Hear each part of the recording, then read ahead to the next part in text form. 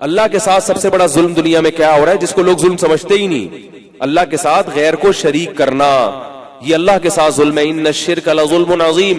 ہم ظلم صرف اس کو سمجھتے ہیں جس کے ظلم ہونے پر کوئی قانون بن چکا ہو عدالتوں میں، اس کو ہم سمجھتے ہیں کہ یہ ظلم ہے.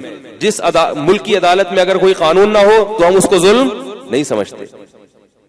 شرک کو کسی دنیا کی عدالت میں ظلم نہیں سمجھا جاتا. انڈیا میں شرک کو ظلم ہے. عدالت میں کوئی ہے کہ جو شرک کرے گا وہ ظالم کہلائے گا اور اس کی سزا اتنے مہینے اس کی جیل ہے دنیا میں؟ کہیں بھی قانون نہیں ہے.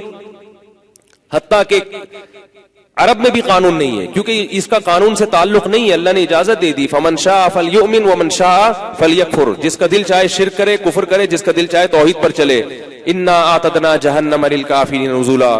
لیکن فرمائے شرک ظلم ہے، میرے قانون میں اس کی اجازت نہیں ہے. دنیا میں اجازت ہے، تم بتوں کے سامنے جھکو یا اللہ کے سامنے جھکو، لیکن آخرت میں اس کی اجازت، اللہ کے قانون میں اجازت نہیں ہے. تو اللہ نے جو آئین بنایا ہے، اللہ نے جو قانون بنایا ہے، اس کی ایک دفعہ یہ بھی ہے کہ شرک اس کائنات میں سب سے بڑا ظلم ہے. سب سے بڑا ظلم کہ جس نے پیدا کیا تھا، تنے تنہا بنایا، کھلایا پلایا، تو آپ یہ نسبت کسی اور کی طرف کیوں کر رہے ہو؟ اس میں شرکت کیوں کر رہے ہو؟ باپ اپنے باپ ہونے میں شرکت برداشت کرتا ہے کہ کوئی میری اولاد میں کوئی میرے جیسا سلوک کسی دوسرے کے ساتھ بھی کرے؟ اس کی مثال ایسے ہے، دیکھو باپ نے اپنے بیٹے سے کہا یہ کام کرو، بیٹا نہیں کر رہا، دوسرے نے آ کے کہا کرو، کرنا شروع کر دے. باپ کو غصہ آئے گا کہ میرے کہنے سے تو کر نہیں رہا تھا، اس کے کہنے سے کیوں کیا؟ غضب آئے گا کہ نہیں آئے گا؟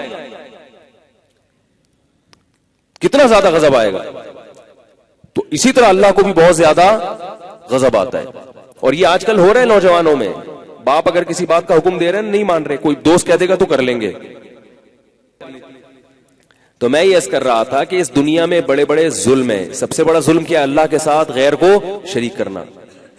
تو یہ تو اتنا بڑا ظلم ہو رہا ہے، جس نے بنایا اس کے ساتھ کبھی نبی کو شریک کر دیا، کبھی یا رسول اللہ مدد، کبھی یا علی مدد، کبھی یا غوث اعظم مدد، کبھی جناب قبر پہ جا کے سجدہ کر رہے ہو. اللہ کہے گا تمہاری طرح کے انسان ہیں، اموات غیر احیاء، مردہ ہیں، زندہ نہیں ہیں. وما یشعرون ایان یبعثون. ان کو تو یہ بھی نہیں پتا کہ قیامت کب آئے گی. یہ تمہاری حاجت روائی کریں گے. اس خدا کے در کو چھوڑ کر ان کے پاس جا رہے ہو. بہت دن ہو گئے عاملوں کی میں نے کھچائی نہیں کی ہے، تھوڑا سا عاملوں پہ بھی تڑکا لگا دوں. ایک صاحب کا فون آیا کہ ایک عامل نے میرے یوں کر کے مٹکا نکالا. وہ بیچارے کرائسس میں آئے ہوئے تھے، پریشانیوں میں مبتلا تھے. تو وہ عامل ایسے کہ اس کے پاس انڈیا کے بڑے بڑے اداکار جاتے ہیں. یہ بھی انداز لگاؤ کیسے کیسے لوگ بیوقوف بن رہے ہیں دنیا میں. اور اس عامل کے پاس جاتے ہیں، اور بعض علماء بھی جاتے ہیں اس کے پاس.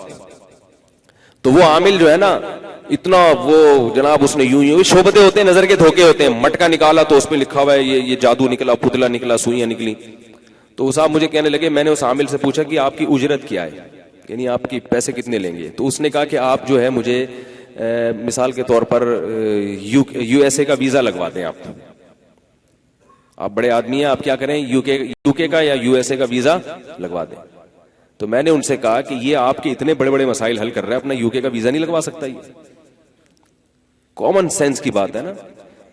تو جو مشرکوں میں مشرک کی جیسے عقل نہیں ہوتی نا، ایسے ہی عاملوں کے پاس جانے والوں کی بھی عقل نہیں ہوتی. عقل سے خدا کی قسم پیدل ہوتے ہیں. یہ نیک تو ہو سکتے ہیں مگر عقل مند نہیں ہو سکتے. عقل مند نہیں ہوتے، یہ پیدل ہوتے ہیں بالکل عقل سے. تمہاری ساری مشکلات کا حل اللہ کے گھر میں. اور یہ جو کہ جادو ہو گیا نبی پر بھی ہو گیا تو ہم پر بھی ہو سکتا ہے. نبی پر جادو کیوں ہوا وہ میں بتاتا ہوں کہ وہ اس لیے اللہ نے ہونے دے دیا نبی صلی اللہ علیہ وسلم پہ جادو، تاکہ لوگ آپ کو جادوگر نہ سمجھیں. باقی ابو بکر پہ کیوں نہیں ہو گیا، حضرت عمر پہ کیوں نہیں ہو گیا جادو؟ سے اندھی لگ رہی ہے جو بیٹھے جس پہ آپ کے کاروبار روک دے، آپ کی شادی روک دے، آپ کے بچے روک دے. یہ ایسا نہیں ہوتا، ایسا نظام نہیں اللہ نے بنایا کہ نظام عالمی برباد ہو.